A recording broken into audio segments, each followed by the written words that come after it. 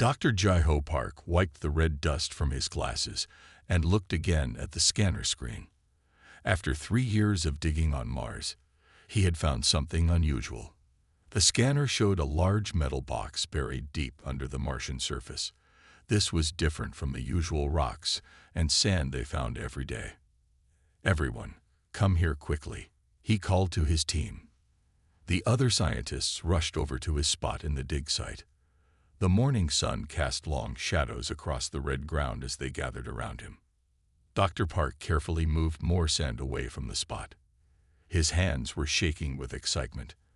After hours of careful digging, they finally saw the top of the box. It was made of a strange silver metal that still shone brightly after thousands of years under the sand. "This is not human-made," said Dr. Park. He pointed to strange symbols on the box's surface. They looked like tiny rabbits jumping in different positions. "These marks are not from any Earth language we know." The team used their tools to lift the heavy box out of the ground. As soon as they moved it, the box started to glow with a soft blue light. Dr. Park touched one of the rabbit symbols, and a hologram appeared above the box. The image showed tall, rabbit-like creatures walking on 2 legs. They wore advanced spacesuits and carried egg-shaped devices.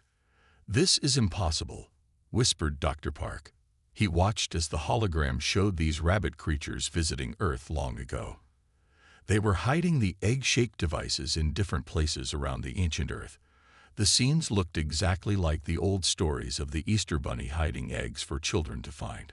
The team brought the box back to their research base. Inside, they found more egg-shaped devices and data crystals filled with information. Dr. Park spent days studying the crystals. He learned that these rabbit creatures, who called themselves the Hoppers, had visited Earth many times in the past. The Easter Bunny wasn't just a story, Dr. Park told his team during their meeting. It was based on real aliens who came to Earth. Those colored eggs children find on Easter. They were copying the alien devices these beings left behind. That night, Dr. Park sent an urgent message to Earth. He knew this discovery would change how humans saw their history and traditions. But before his message reached Earth, something strange happened. All the egg-shaped devices in the box started glowing at once. A new hologram appeared, showing a star map with a blinking light far in space. "They're still out there," Dr. Park said, looking at the map. "And I think they want us to find them." The next morning, more boxes were found at the dig site. Each one held more proof that the Easter Bunny story came from these ancient alien visitors. Dr. Park knew he had to convince Earth's leaders to send a ship to follow the star map. Humanity's childhood stories about a rabbit hiding eggs were about to lead them to their first meeting with an alien civilization. As Dr. Park packed up the artifacts to send to Earth, he smiled. Sometimes the biggest discoveries came from the most unexpected places. Who would have thought that a children's holiday tradition would turn out to be humanity's first clue about alien life? He looked up at the stars visible through the base's dome and wondered what other surprises the Hoppers had left for humans to find. Captain Sun Mai stood on the bridge of her ship, the Star Guardian, looking at the strange signal on her screen. It had appeared 3 days after Dr. Park's discovery on Mars. The signal was unlike anything she had seen before.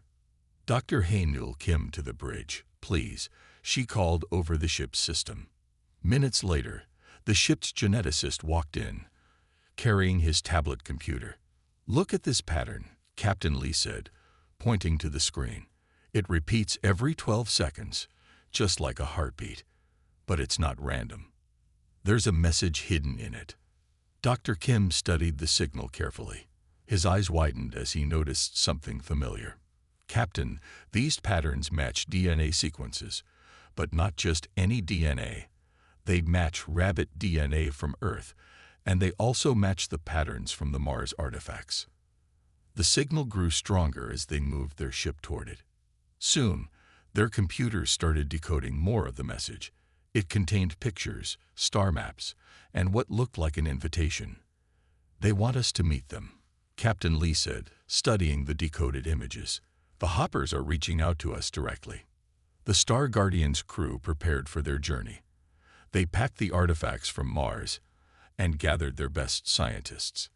Earth's leaders had given them permission to follow the signal, but told them to be careful. As they traveled deeper into space, Dr. Kim made an interesting discovery. "Captain, come see this," he called from his lab. "I've been studying the egg-shaped devices we found on Mars. They're not just containers. They're alive, in a way. They have DNA that's a mix of rabbit and something else, something not from Earth." Captain Lee watched as Dr. Kim showed her the test results on his screen. The eggs contained tiny machines that could change and grow like living things. It was technology far beyond what humans could make. The signal led them to a quiet part of space, far from any stars they knew. At first, they saw nothing unusual. Then something huge appeared in front of their ship. It looked like a giant space station, but it was shaped like a rabbit warren, with round tunnels and chambers connected in complex patterns. "It's beautiful," whispered Captain Lee. The station glowed with soft lights that changed colors like Easter eggs.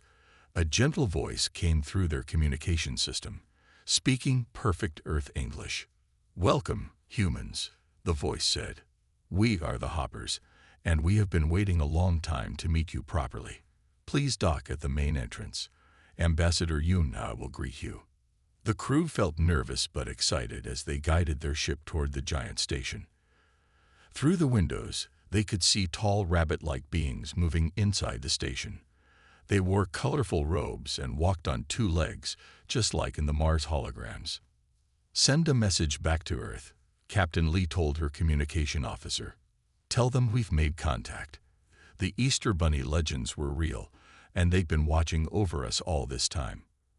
As the Star Guardian moved closer to dock, Captain Lee thought about all the Earth children who believed in the Easter Bunny. She smiled, knowing that soon they would learn that their favorite holiday hero was actually part of humanity's first steps into a larger galaxy. The docking port opened like a giant egg cracking open. Inside, they could see a welcoming party of hoppers waiting for them. Captain Lee straightened her uniform and prepared to meet their hosts. She knew this moment would change human history forever. The Star Guardian's crew walked through the giant space station's entrance. Captain Lee led her team, with Dr. Kim close behind. The hallway looked like it was made of pearl, shining with soft rainbow colors that reminded them of Easter eggs. Ambassador Yunha waited for them at the end of the hallway. The hopper stood tall, about 7 feet high, with silver-white fur and long ears that moved gracefully. Unlike Earth rabbits, the hoppers had hands with 5 fingers and walked upright like humans. The ambassador wore a flowing robe decorated with patterns that seemed to move and change.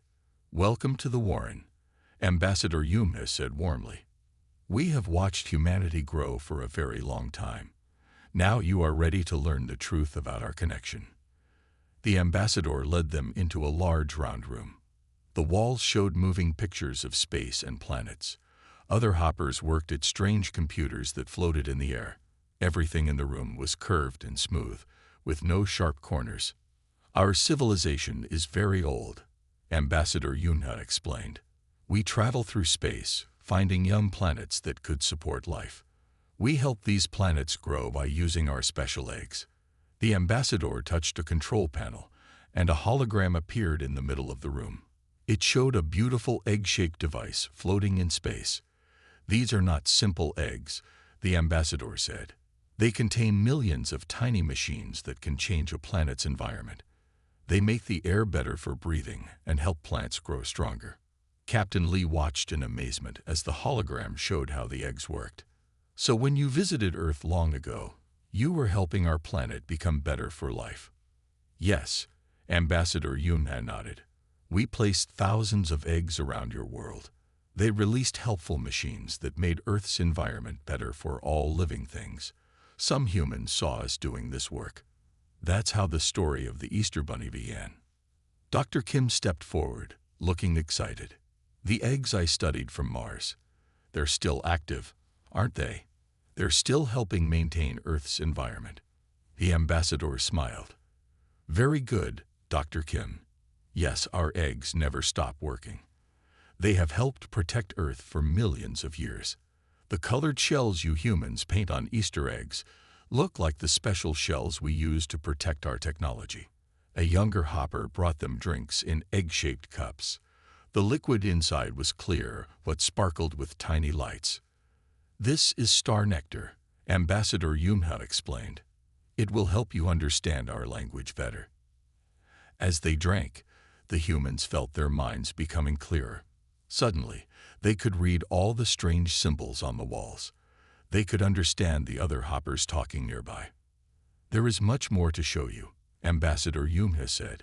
But first, you should know why we contacted you now. We didn't just come back to say hello. Earth needs our help again, and we need your help too. The ambassador's ears twitched with worry.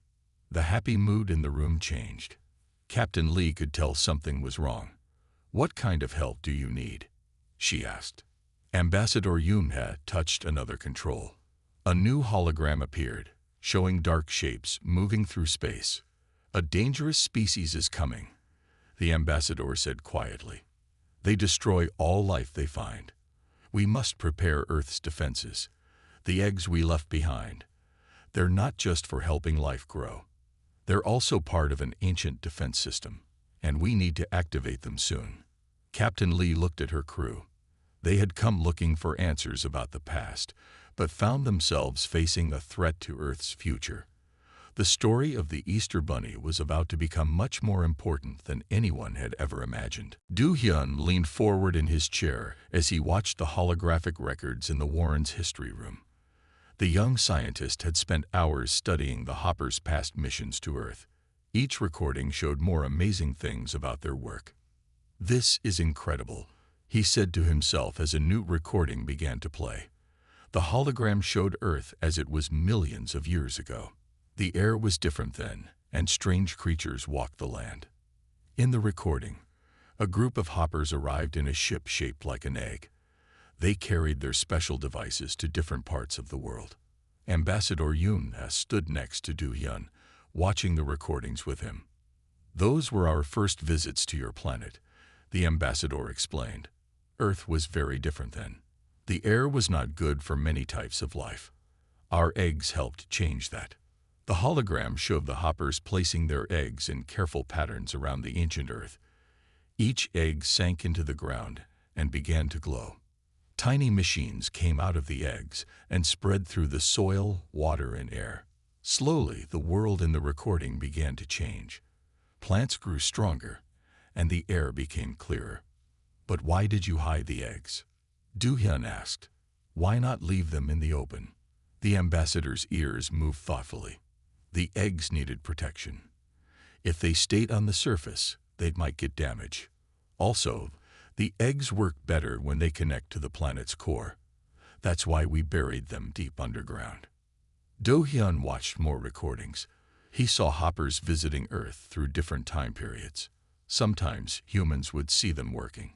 The humans would watch and wonder as the rabbit-like beings carried their colorful eggs to secret places. That's when humans started painting eggs for Easter, Do-hyun realized. They were copying what they saw your people doing. They didn't understand the eggs were machines, so they made their own versions to celebrate the mystery. The ambassador nodded. Yes, humans are very good at turning things they don't understand into stories and traditions. We were happy to let them think we were just bringing gifts. It was better than telling them the truth before they were ready. A new recording started playing. This one showed the eggs doing something different. Instead of just helping things grow, the eggs were creating shields of energy. The shields protected areas from danger, like invisible umbrellas over parts of the Earth. The defense systems, Do-hyun said quietly. You didn't just help life grow. You were protecting Earth all along. We'd protect all the young worlds we find, the ambassador explained. The universe can be dangerous. Growing planets need help to stay safe until they are strong enough to protect themselves. Do-hyun thought about all the Easter egg hunts he had done as a child. All those times children searched for hidden eggs, they were copying an ancient mission to protect Earth. The colorful eggs in their baskets were simple copies of powerful machines that had helped shape their world. Suddenly, an alarm sounded through the warren. The hologram changed to show current images of space. Dark shapes were moving faster now, getting closer to Earth. "They're coming sooner than we thought," Ambassador Yoon has said with worry. "We need to wake up the defense systems now. Do-hyun, your knowledge of Earth's geology will be very important. You must help us find all the old eggs before it's too late." Do-hyun stood up straight. The Easter egg hunt he was about to join would be the most important one in Earth's history. Lieutenant Jin-ae stood at the warren's main control center, watching multiple screens with growing concern. The dark shapes they had seen earlier were now clearly visible. The enemy ships looked like black stars, each one bigger than Earth's largest cities. "They call themselves the Predators," Ambassador Yoon-ha explained to the Earth team. "They destroy all life they find and take the resources from each planet they empty. They have already destroyed 12 worlds this year." Captain Lee stepped forward to look at the screens. "How much time do we have?" 3 days before they reach Earth," the ambassador replied. "We must activate our defense network immediately. Lieutenant Jin-ae, we need your help to coordinate with Earth's military." Jin-ae nodded and moved to a control station. The Hoppers had given her access to their communication systems. She quickly sent messages to Earth's defense centers, explaining the situation and what needed to be done. "The ancient eggs are spread across Earth in special patterns," she explained to the military commanders. "Each egg can create a shield, but they must all work together. We need to find and activate every single one." The screen showed maps of Earth with thousands of glowing dots. Each dot marked where a hopper egg was hidden. Some were deep in oceans, others in mountains or deserts. Many were in places where children had hunted for Easter eggs for generations. The humans who started Easter egg hunts weren't just making up a game, Jin-ae realized. They were remembering something important. They were keeping the tradition alive, marking the places where real eggs were hidden. Teams around the world began searching for the eggs. The Hoppers sent out signals to wake up the ancient machines. One by one, the dots on the map started glowing brighter as each egg was found and activated. But there was a problem. "Some eggs are not responding," Jin-ae reported. "They've been underground too long. We need to repair them quickly." The Predator ships moved closer. Their weapons could destroy entire continents. Without a complete shield network, Earth would not survive their attack. "Time for a new plan," Jin-ae said firmly. She turned to Ambassador Yoon-ha. "Can we make new eggs? Ones that could connect with the old network?" The ambassador's ears perked up. "Yes, but we would need special materials, and we would have to place them in exactly the right spots to complete the pattern." Jin-ae looked at her screens again. They had 2 days left. "Then let's do it. We'll use every ship we have. The Hoppers can make the new eggs, and Earth's forces will help place them. We'll make our own Easter egg hunt, but this time, we're hiding them instead of finding them." Teams of humans and Hoppers worked together, racing against time. New eggs were created in the warren's special factories. Ships carried them to Earth, placing them carefully in the gaps where old eggs had stopped working. Jin-ae stayed at her station, directing the entire operation. She watched as each new egg joined the network. The shield pattern was slowly growing stronger, but the Predators were still coming, and they had noticed the activity around Earth. "They're sending ships ahead to stop us," Jin-ae warned everyone. "We need to protect the teams placing the new eggs. This is going to be a fight to the finish." The first Predator scout ships appeared in Earth's sky.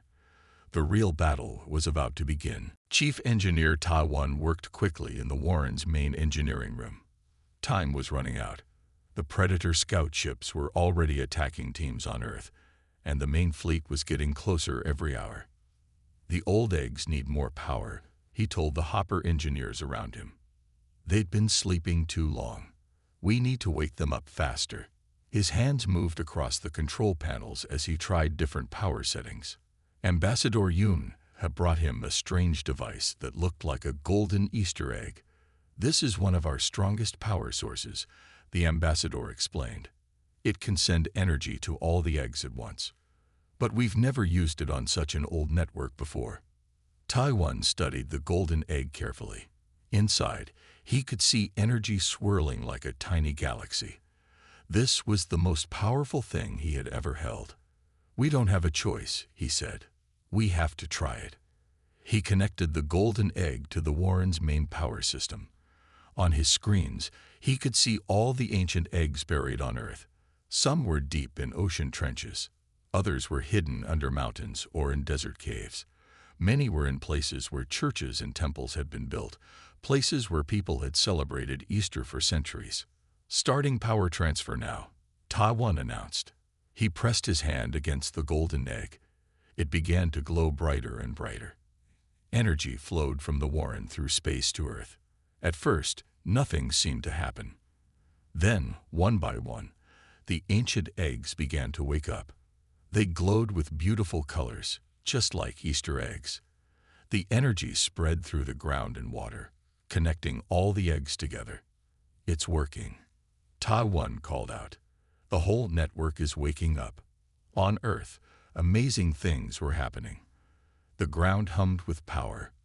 Colorful lights danced in the sky like aurora lights. Each egg created a shield of energy that stretched up into space.